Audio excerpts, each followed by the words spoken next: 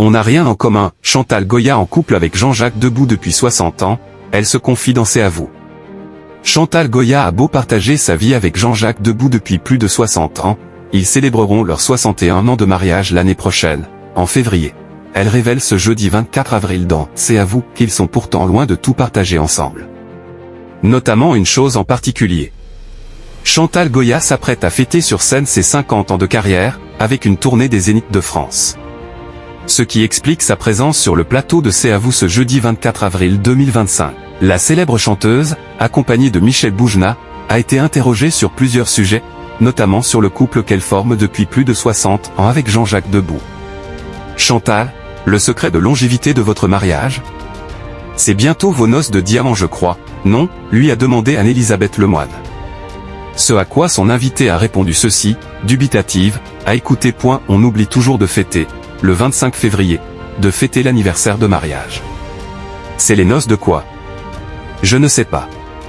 Le couple ne compte plus, mais s'aime toujours autant, même s'ils ne partagent pas tout ensemble, notamment leur lit, ce qui peut surprendre mais Chantal Goya explique pourquoi, on n'a rien en commun. On n'a pas les mêmes goûts, pas les mêmes amis. Lui vit la nuit et moi faut que je dors. Il se lève très tard.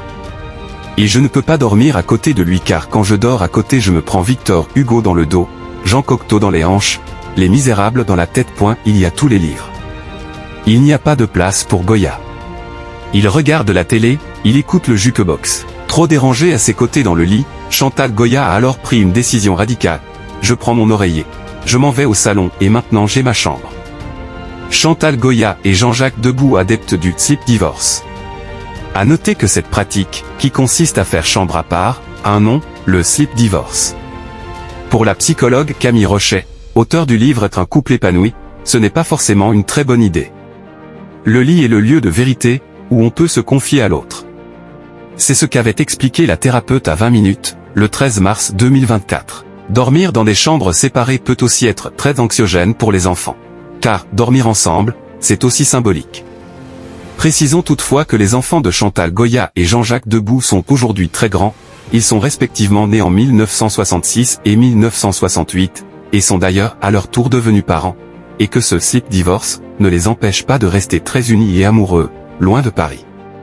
La musique étant bien évidemment leur grand point en commun.